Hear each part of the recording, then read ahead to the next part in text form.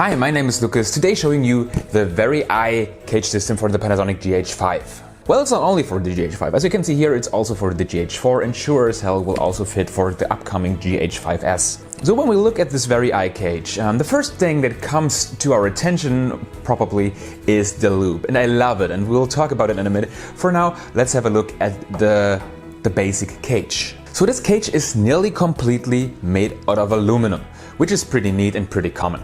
Also very common is to have threads all over it. So we have on the side, on the top and also underneath. It's 1/4 inch threads and also a few 3/8 inch threads. Also around the locking screw underneath we have a 1/4 inch and a 3/8 thread. This is both, and this is pretty cool when you have a tripod which is a bit longer, the plate is a bit longer. You can fix it with 2 screws so you don't have like the twisting around of the camera. Talking about the twisting, this part here where the camera sits, also this little part here on the top, are not made of aluminum. Basically everywhere where the camera touches the cage, also in this corner here as you can see, this is also not aluminum. This is some sort of, I don't want to call it plastic, I think it's Delrin or something, I have no idea what it is exactly is, but it is of course not metal, so it's a bit nicer to your camera body. So when we want to get our camera in here, we have to remove this part and get it in here. You don't want to screw it very tight yet, because we have to talk about this little piece here. And you can see we have a pretty big cutout on the cage on the top. With this cutout in place, we can use the XLR attachment for the GH5 without any problems with this cage, which is pretty neat. So we have enough space to really use the XLR attachment if you have it. I don't have it, so I can use this plastic part here. Basically, this part here goes into our hot shoe mount and then we screw it tight. So basically I put it in here and then I will screw this tight here. The thing is, when you screw this screw on the bottom tight before, it can be a hassle to get this thing in place, so I like to do it in this two-step behavior. And now our camera is really locked into this cage, so we have the connection down here on top, so it won't come out, it won't twist, and this is a really solid connection. With this cage attached, we can reach nearly everything that the camera offers. So of course on the left side we have everything as we want it. We can get to every connector and every thread. This is pretty common. On the left side we have the remote door, and here we have this big gap, so we can really get into our remote if we want to. Of course we can open the SD card door, of course we can open the battery door, this is no issue at all. So on top we have this long hole here and this normal one here. These have no threads, and these are only there so you can still see what you have set up on your camera. So you can see if you're in manual film mode or if you're on M, on P, on S, whatever. We can also effortlessly reach all the buttons here. We can, of course, the shutter release, the wheels, everything is still accessible. Even this, I have no idea what they called. The thing where you attach your strap on. Even those can be reached without any problems, even within this cage, which is pretty cool. Earlier I said that you can reach nearly everything. The only thing that you can reach, at least on the GH5, is this thing here. This is, I think, the connection for the flash, for an external flash. As I'm not a photographer, I don't care too much for that. The only issue I could see is that when you get the new GH5s, this is also the place where you get the timecode from. So you can, the GH5s have the function to connect it to a timecode generator or generate the timecode itself. And then it could likely be an issue to connect anything here. So this could be the only downside. If you don't care for timecode, of course, this is not a problem. So I guess this leads us to the loupe. And a bit of an intro, I really love EVFs. You know, EVFs, I love them. It's great to work with them. The problem is they're either really expensive or they're utter crap. So this usually leaves us with these kind of loupes. And I think in this day and age, they are not just used as much anymore. And actually, one of my first YouTube videos on my channel here was a display loupe for the Panasonic GH2.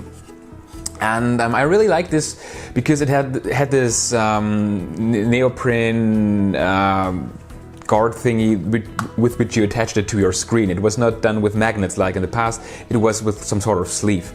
And the thing is, I like this loupe and I actually still have it, but I never used it that much on productions. I used it less and less and then never again, because I also always feared about damaging the camera, because when you have your loupe on here, it's a safety concern, because it's easy to break your screen, to harm your camera. And this is not a good feeling when you're out there.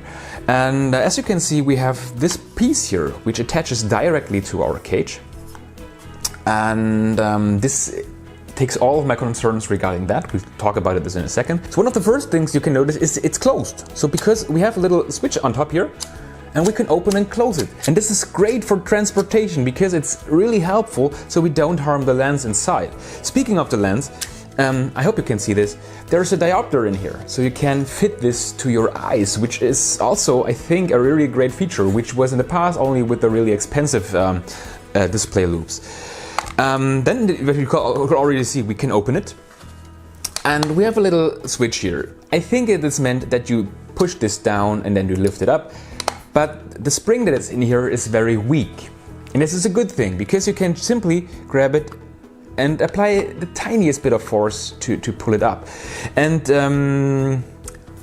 still it's locked, you know? It's locked when it's here. But when you use a tiny bit of force, you can open it up. And this is great because it's more ease on your work. So we have the direct view on our display.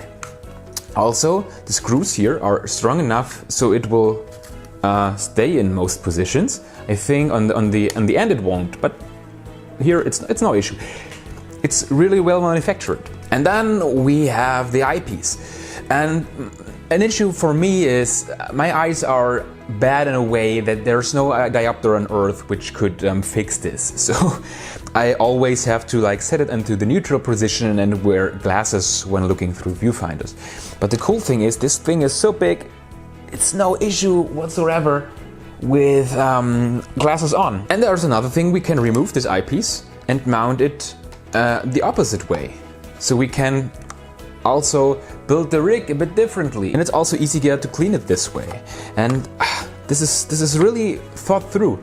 I think you already noticed it. It's really well designed and really well done. So to mount this loupe on our camera, we just have to flip out the display.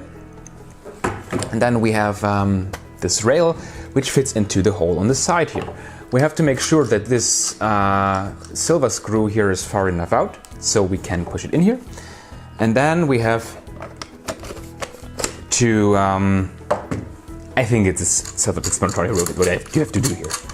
On the side here we have a screw that we can loosen so we can adjust the display. Of course, the display itself isn't strong enough to hold all the weight from this from this loupe, so it makes sense to get it into position, screw it tight, and then maybe even adjust it like this. It's a really safe connection, and this is really cool because you have these two angles. You have one time on your camera and one time here. And this is a really sturdy unit now. So all my doubts with the safety are really erased because of this little angle that we have here, which is pretty cool. And if we want to remove it, it's really fast. We just lose the screw and get it away. It's easy as that. Quite easy and quite fast. Pretty neat. To get this out of the way, of course, when this thing is in place, this is a bit thicker now, the display. So because of this cage thing, it's a bit thicker, so we cannot get this open. And of course, you have a little less way that you can twist this EVF when you have an HDMI connection or a USB connection. But this is always the case when your display is out. When your display is flipped out, you always have the issue that you cannot move it that much. It's pretty obvious. Of course, it's a bit less with the cage on, but not by a mile. This is still one thing we have to keep in mind. Also, when we have it like this and we are on a tripod or somewhere else and we open this up, we still have a nice sunhood around our display. And there's one last thing we have to talk about, and this is the grip, which goes on the side of our cage. And then we can get it in here. Again, this is easier when you don't have to film yourself, as always. And here we have two screws. We have the large thumb screw on the outside, the plastic one, with which you can screw it tight. And then we have the silver one in here. And when you want a really tight connection, you have to lock this really tough. One issue is, for me, that you cannot reach this with a screwdriver, or I have this little multi-tool on my keyring. You have to use a coin. I think many people use coins. I don't like to use coins that much. And with this you can really screw it tight. So we have it tight now. So obviously now this is still twisted, but we can just move the grip around because there's only one screw. It's not a rock tight connection, and this is, I think, a really good feature. to be perfectly honest with you, I wouldn't use any sort of grip or hand strap if I only wanted to have a tight connection, because I would simply use my hands. My hands are strong enough to hold the camera like this. This grip is more interesting if you have angles that where you need that your cage or this grip follows your hand, your movement. For example, if you really need some sort of low shooting, you can look through your EVF and your hand can easily follow the cage. It doesn't need to be stuck in a certain position. This is more apparent. You get your hands way up in the air, you know, like this, and then if you would have it to hold it like this, you know how uncomfortable it is to hold a camera like this when you raise it up high. So then it's really nice to just have this grip to follow you. It's much nicer to hold it this way. And this is a great thing. And this one is really well built. You see, you have this metal part here, and it's not metal again. It's this sort of plastic thing, Delrin, I have no idea again. Basically, this is this sort of plastic stuff, and it's really, really strong. And this is great because it goes onto your palm here and gives a bit additional support. So this is good, you know, it's really well manufactured. It's made of, the initial body is made of aluminum obviously, and it's pretty thick as you can see. And then you have this really comfortable patch here, and yeah, you can also of course make it, can get it tighter, so it's like for smaller hands. I have big hands as mentioned before, so this is not really an issue for me. One thing I saw online is to use this grip on top of the cage. And because of this twist motion, I would say I would not maybe use it like this. I think you can do it in some situations, and if you screw it really tight, maybe I'm too weak, you know, maybe I'm too weak and I cannot screw it tight enough.